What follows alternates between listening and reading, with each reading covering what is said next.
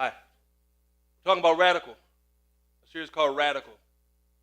And to be radical, a lot of times we get it confused with the slang word of radical, meaning extreme or crazy. But radical, at its definition, is more of a root, whereas it means getting to the root of something, back to the fundamentals of something. So when we talk about a radical lifestyle, a radical Christianity, or radical worship, it's not so much as being extreme or loud or the biggest or the brightest. It's about getting back to the root, the fundamentals of what it's about to be a Christian, to be Christ-like. We have found so many ways to be Christians and not be Christ-like. It's time to get radical and get back to the root of what it means to worship God with our lifestyles, with who we are.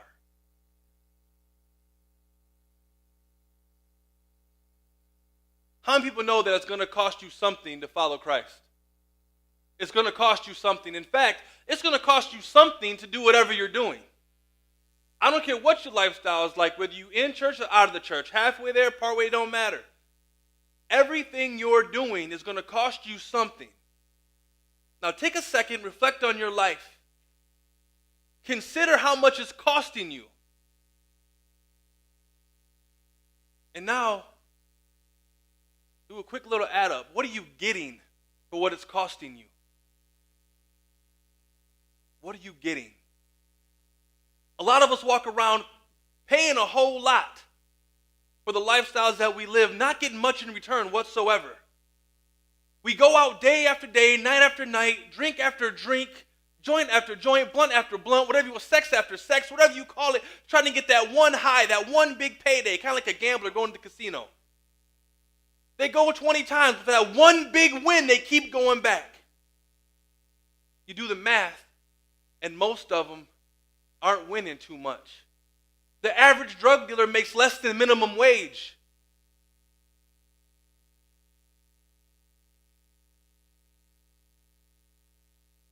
And that's true for all of us. I'll say the average sinner doesn't have enough to talk about in rewards. That one good girlfriend or that one fun night or that one good boyfriend is nothing when you weigh it against everything else it's cost you. Relationships, mental stuff, emotional stuff, hard hearts, things you've broken that you can't fix, all for chasing that little piece of I want to feel good. Following God is gonna come with some trials. But we can know for certain that when we're in God's presence, He will deliver us. We might not always like or agree with how. We can guarantee you that God will deliver us when we're in His presence. Some of us want God to deliver us while we're not in His presence. We want to be all outside of God's will, all outside of what God wants us, where He wants us to be, but then when we get in trouble, we want to yell back like, hey, come rescue me. If you stay right here, protection is yours. God will keep you. We're in Daniel chapter 3 right now. We're talking about three young men that were exiled to Babylon. They were surrounded by a culture that wanted to change who they are. As Troy pointed out the last couple of weeks, that even when they got there, they weren't allowed to keep their names. They changed their names. Everything about you has to change. And when I read the Bible, the one thing I do, all the other stuff all the big words and all the theological stuff, I want to find me in the Bible. That's how it's real to me. As I'm reading these scriptures, where can I find me? God wrote this word for me, a love letter to me, to build me up, to correct me, to rebuke me, to make me stronger in Him. So where am I in this, God? How does this apply to me and the people around me? How can I give this to people? Where can they see themselves at? Where are we in your word? Because the word is living.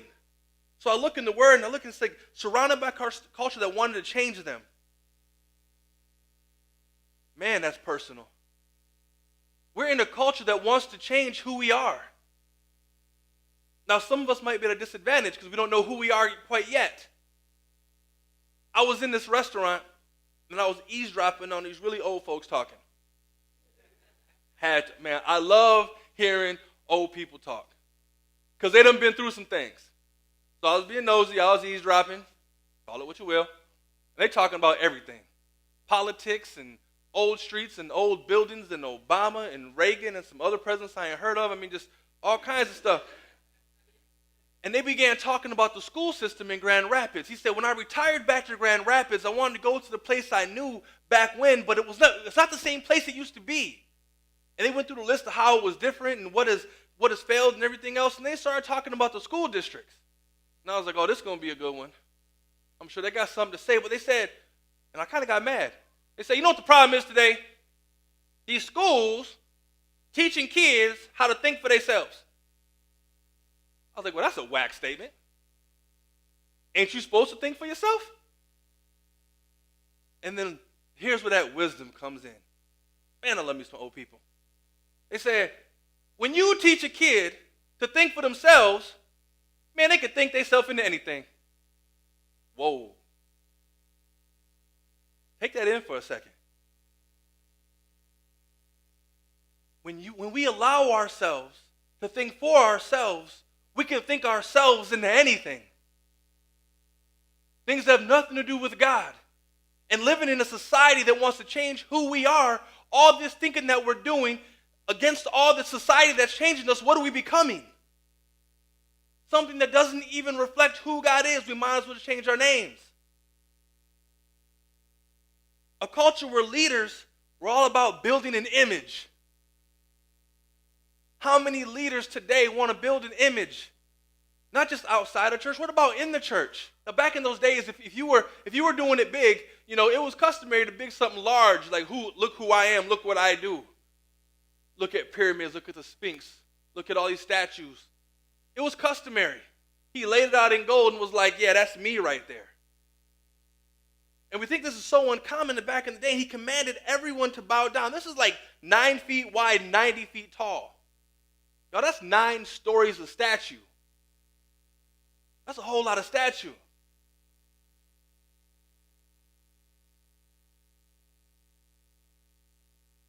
He thought that if he had everybody in this unified worship to what he built, he would bring everybody together. He thought if he could build something so magnificent, so valuable, so just excellent, and get everyone to worship it, or fear the consequence, that would bring everyone together. Everybody together. What happens? We live in a world that's people are creating images to be worshipped. So often these images, this might hurt someone's feelings, so brace yourself, pray, do what you got to do. Some of us build images ourselves, and we want what we do to be worshipped. And it gets petty and it gets big. How about people that express their image through their Facebook? How many likes can I get? How much attention can I get? How many friends can I get? Look at me, look at me. Somebody on their phone right now checking Facebook. Stop it.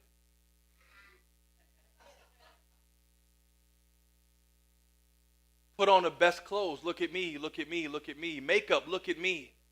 Sex, look at me, need me. Adore me, look at me.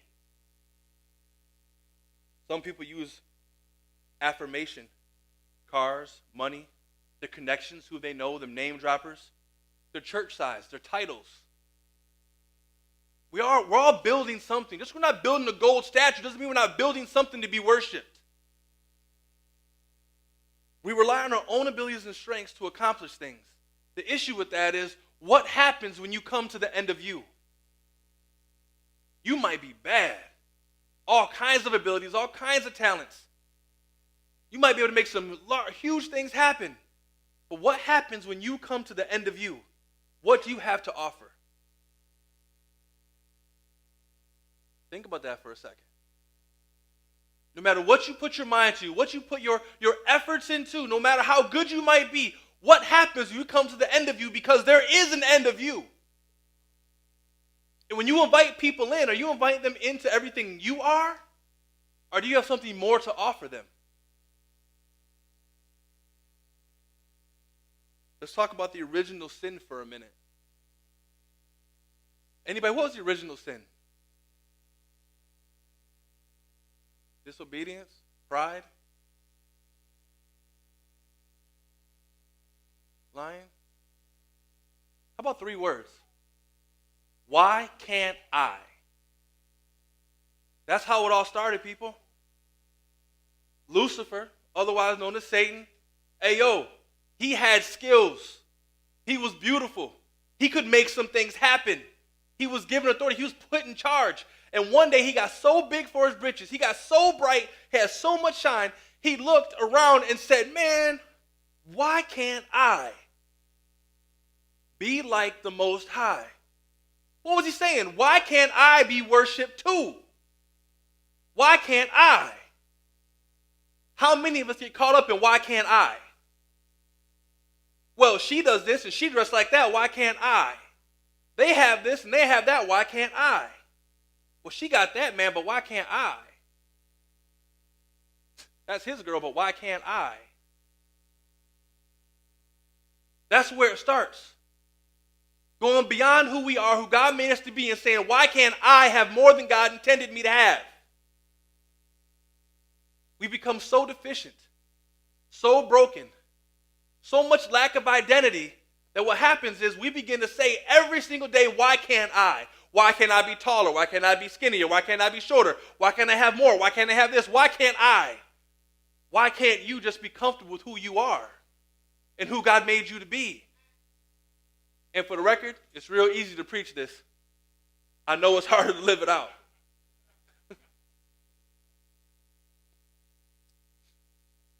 He commanded that they bow down after the music played, that everyone bow down and worship the image. How often do we put so much time and effort into doing something and we want everyone to bow down and worship the image? Bow down and worship what I've done. Look at what I've done. Don't I look pretty? Yeah, I did it. The Hebrew boys, Shadrach, Meshach, and Abednego, refused to bow down. When they refused to bow down, they had people talking about them. Sometimes when we get right with Christ, we try doing right and people start talking about us. They want to go back and snitch. They want to go tell. Look what so-and-so's doing. Look what so-and-so's not doing. They think they're tough, but they in church right now. Yeah, he used to be able to fight, but look at him now. She used to be like this, but now she over here, she ain't having sex no more. Oh, she all super saved now. She's Susie super Christian. You know what I'm saying? She ain't doing nothing now. You know what I'm saying? Oh, he in the church. We can talk bad about him, take his girl, take his mom. We can just talk trash all day long.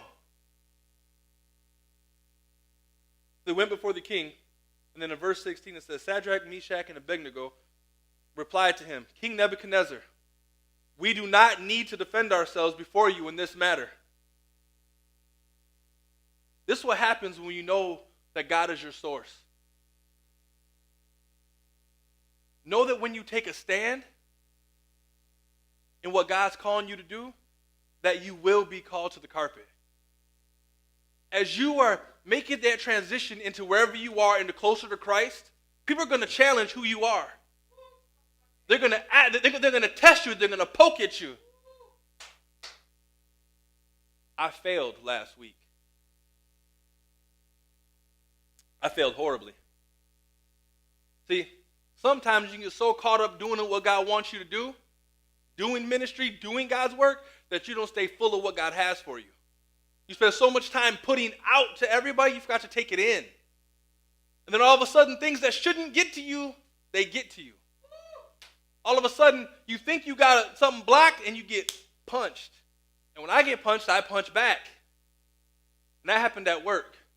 And that was not good. I was running on E, people. Empty. See, when we claim to be something, it's our responsibility to stay full.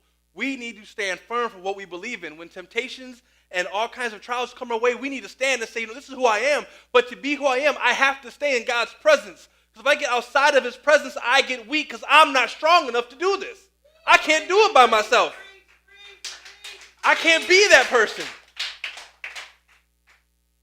You'll be put to the test at times, and sometimes you fall, sometimes you stumble, but it's in his presence that we stay strong.